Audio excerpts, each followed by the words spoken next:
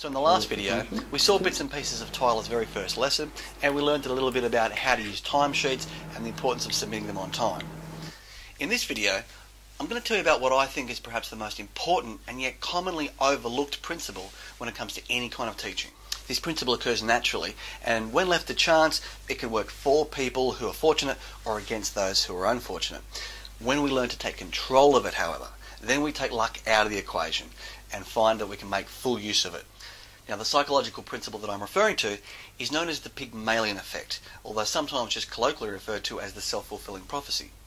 The idea is that it's our beliefs about ourselves that determine our behaviours.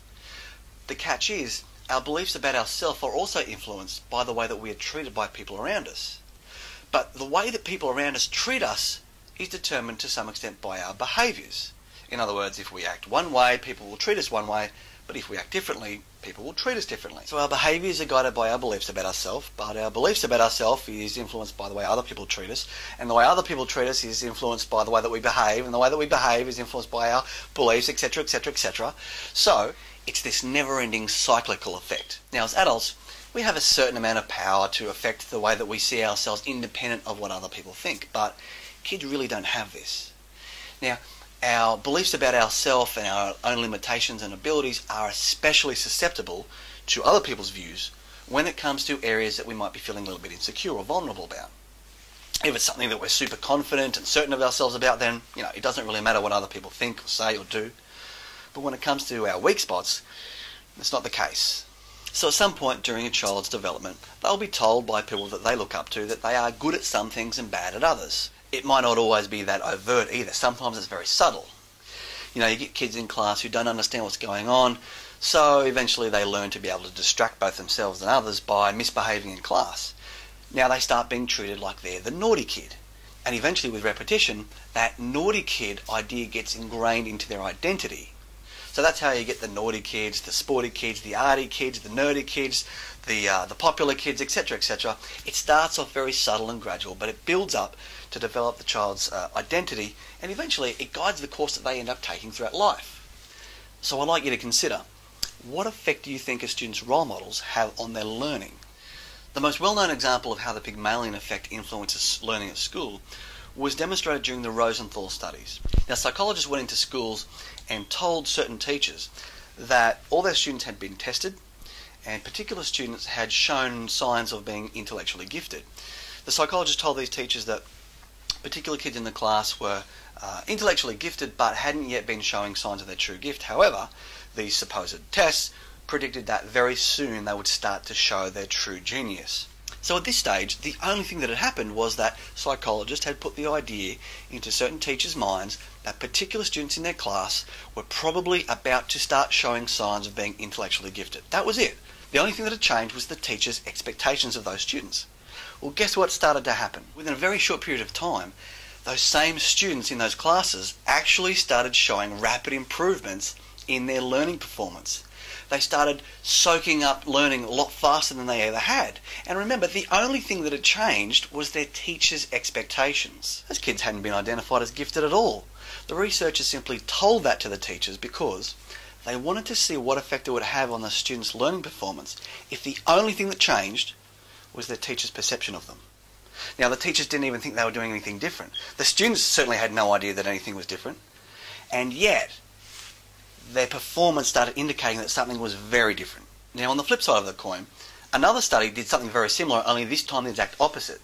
They gave negative expectations to teachers about certain students, and again, lo and behold, those same students started showing a decline in their performance. So consider what this means for our students. Consider also that it's not just the teachers' expectations of the students that affect the students' expectations of themselves. It's also the expectations of their parents. So running a tutoring company, you can probably start to imagine now how common it is to get these stressed out parents calling me up, desperate for advice, saying, look, my son and my daughter is not performing well enough at school. I'm having them tested. I think maybe there's something wrong with them. What can I do? What can I do? Now, obviously, they're not going to overtly just say directly to their child, hey, we think there's something wrong with you. You've got a learning problem. But remember, kids are very perceptive. They pick up on this stuff. So, of course, I've tried to explain to them that, look, the more that you worry about it, the more it's going to become a self-fulfilling prophecy, but there's a far more effective way of doing this. Let's say hypothetically you could just waltz into the home or the classroom and just hypnotise the parents and teachers to suddenly believe that this child will start showing massive signs of improvement all of a sudden. Well, I'd say in a very large proportion of cases, this alone would actually have a significant impact. So look, the take-home message here is that the extent to which a student learns is very heavily determined by their own beliefs about their own abilities and limitations, and that those beliefs are very heavily influenced by their role models, especially their teachers and parents. So one of the things that differentiates Top of the Class from the other tutoring companies is that we believe very strongly in using a team approach to provide an educational network of support for our students. Now, this network of support involves both the parents and the tutors as well as the teachers at school.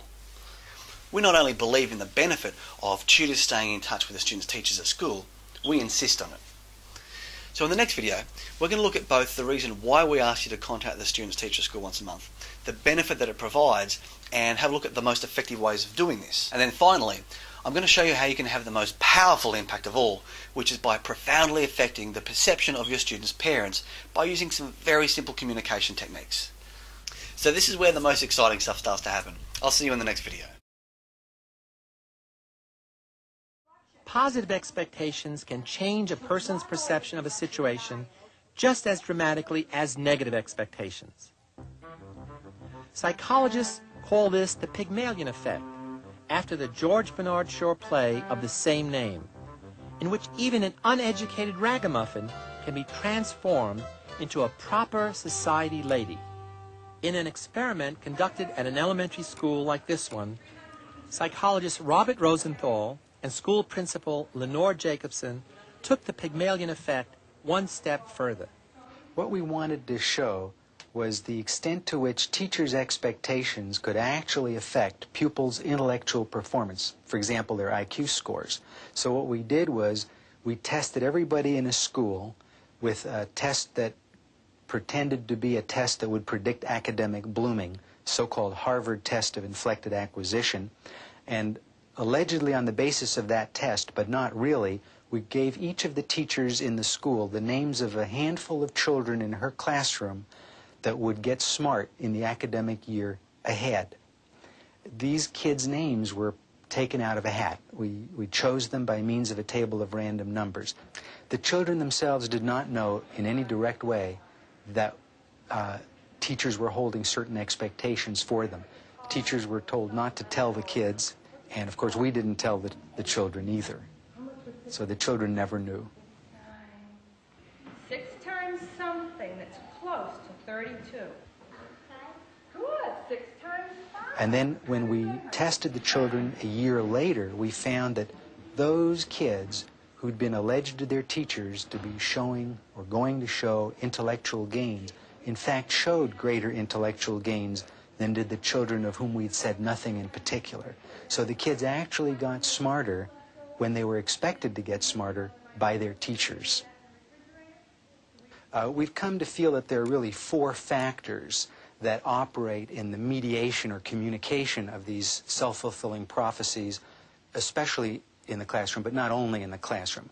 So what are these 4 things that teachers tend to do differently to kids for whom they have more favorable expectations? The first factor is the climate factor. Teachers tend to create a warmer climate for those children for whom they have more favorable expectations. They're just nicer to them, both in terms of the things they say and also in the nonverbal channels of communication. The other very important factor is the so-called input factor. That one probably won't surprise anyone. Teachers teach more material to those kids for whom they have more favorable expectations. After all, if you think a kid is dumb and can't learn, you're not going to put yourself out to try to teach them very much. 2 other factors, though, make a difference. One is the response opportunity factor. That is, kids get more of a chance to respond if the teachers expect more of them. They call on them more often. When they do call on them, they let them talk longer, and they help and shape with them the answers that the kids speak out, kind of working together to put the response out. The last is feedback. The feedback factor works in this way. As you might expect, if more is expected of a kid, the kid is praised more. positively reinforced more for getting a good answer out, but interestingly enough is given more differentiated feedback when they get the wrong answer. One of the ways in which you can sometimes tell a little bit that the teacher does not have very high expectations for a kid is that the teacher is willing to accept a low-quality response, or it won't really clarify what would have been a good quality response, maybe because he or she feels, well, what's the use? The kid's not smart enough to profit from this additional clarification. So those are the four factors: climate, input, response opportunity, and feedback.